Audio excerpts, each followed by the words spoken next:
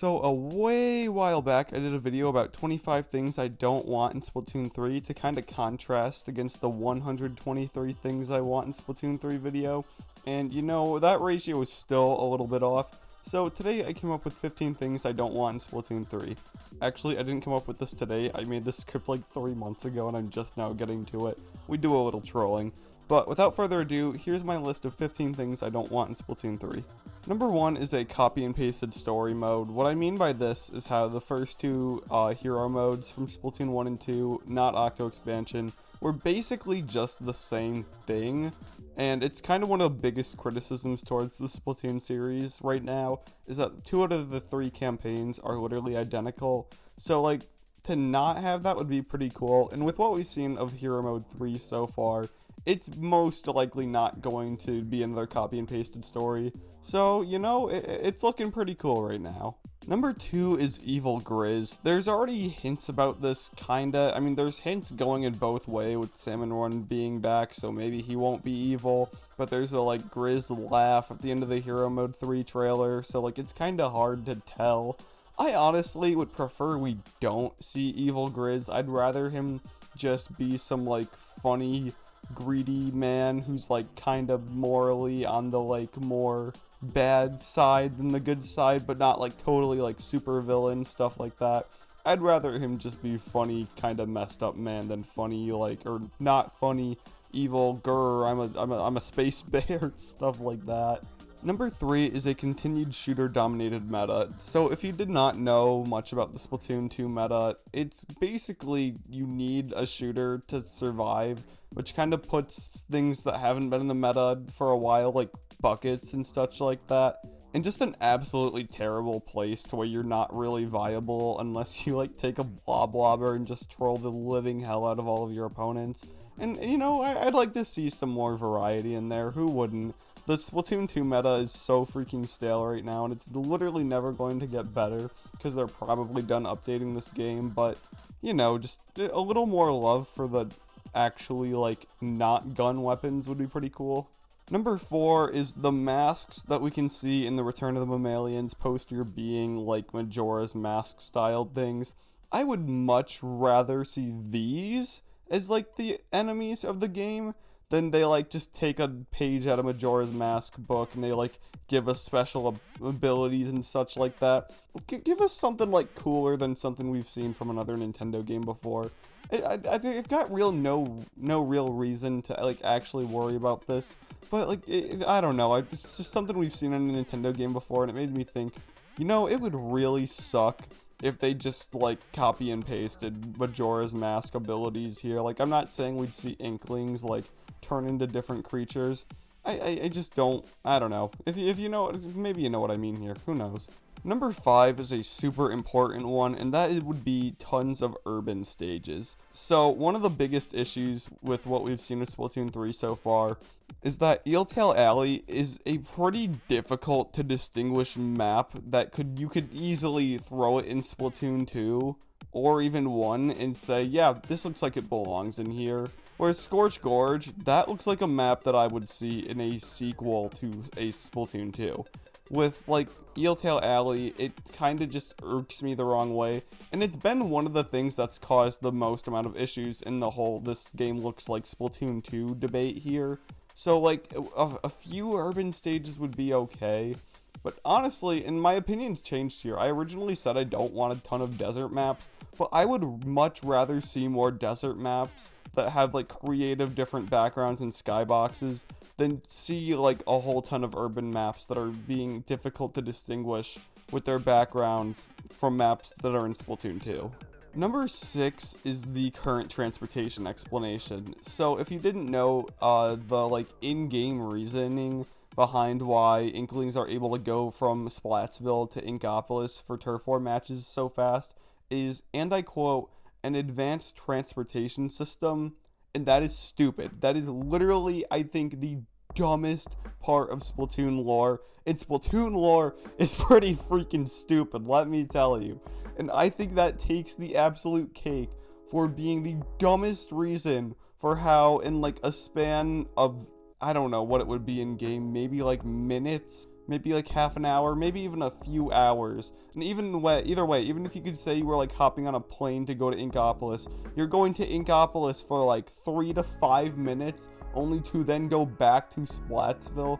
They need more of an explanation, and we probably will get an explanation for it and stuff like the Sunken Scrolls. Nintendo doesn't typically leave stuff out like that.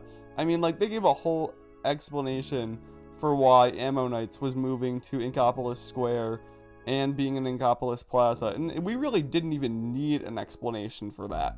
But they gave us one anyway, so I'm really hoping Nintendo doesn't drop the ball here and forget to give us an explanation, for really that's something, if they just leave like that, kinda just turns into a plot hole.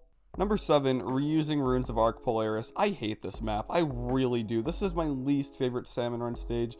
Visually, it looks the coolest, but this map plays like absolute trash. I really hate it.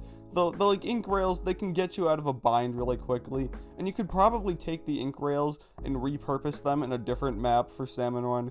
I hate this stage, and I might be alone in this opinion here, but I literally have no problems with most of the other stages. It's just this one. I cannot stand Runes of Arc Polaris, and I would be so happy to never ever see this map return. Number 8 is one DLC, and what I mean by this is how Splatoon 2 got Octo Expansion and nothing else, and they kind of hinted when they revealed Octo Expansion, they said it was the first Splatoon 2 DLC, implying that there could have been more and there wasn't, and the lifespan, in my opinion, of Splatoon 2 was just way too short with its 2 years of Splatfests and one DLC. Honestly, I really hope they at least go for 2 with Splatoon 3. It would be a wasted opportunity not to. Like, if you're gonna make 2 Splatoon games on the Switch, the second one better last longer than the first one. If not, you're just like, you might as well have just made the same, or just kept updating the same game. So, you know, 2 DLCs at absolute minimum for me would make me happy. Number 9 is a reuse villain, and considering there are only 2 villains in Splatoon as a series, we really cannot afford to just reuse, like, Tartar or something. Tartar is primarily the one I'm most scared about. I really don't think Octavio will be the main villain. If he is, then oh my god, Nintendo, what are you doing with this franchise? I'm more worried about Tartar here, as we saw that he might still be alive from the Final Fest promotion posters. He is the one I'm worried about. I want him to stay dead. I want him to stay dead. He served a great purpose in Octo Expansion, and to just dig him up out of the grave, it would be a waste of a finale for Octo Expansion. It just spits in the awesome finale that was the final boss of Octo Expansion. Number 10 is customizable weapon kits. I really don't want them. I know I've seen people that have really been interested in them. No, not me. The reason I don't want these is because the meta would become an absolute nightmare, needing constant nerfs of people finding the best subs and specials to stack with the best main weapons.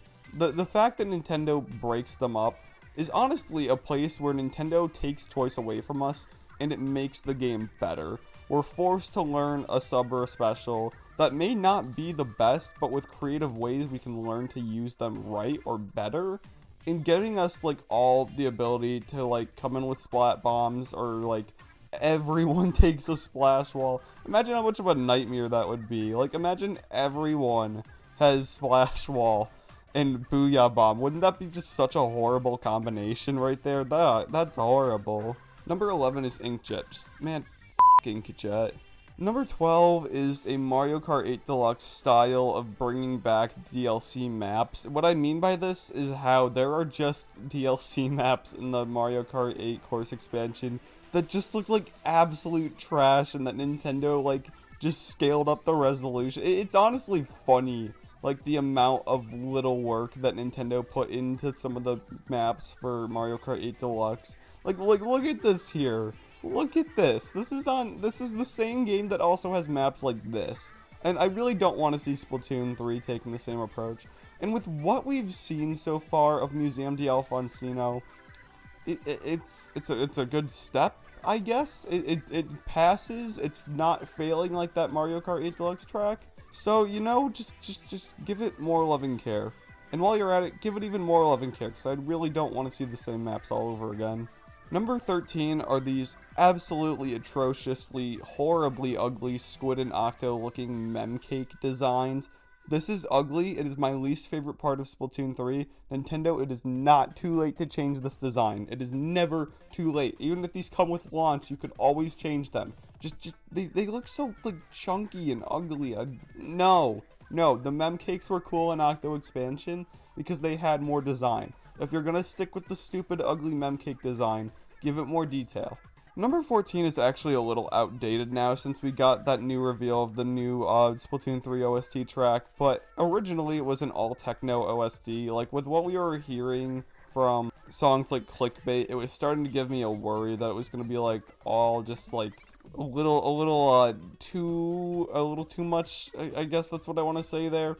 But with what we heard from See Me Now, it sounds like they're going to take this in a variety of directions, which is just like what they did with the first Splatoon 2 games with the OST, and you know what, that's a good place. Number 15, the final one, is connections to real-life products and brands without lore explanations, and with what I mean by this is how there are just absolutely, like, tons of Splatfests that are all, like, sponsored and promos. Like, there are technically explanations as to why we get all these sponsored Splatfests, like the humans beam something out into space, and a few thousand years later it comes back and hits the Splatfest printer.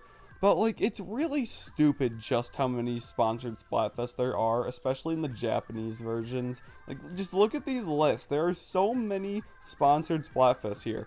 I am playing a video game to escape the real world, not to see it advertised in my favorite Squid Game. So, like, you know, maybe just tone it back, you know, a little bit? That would be pretty cool.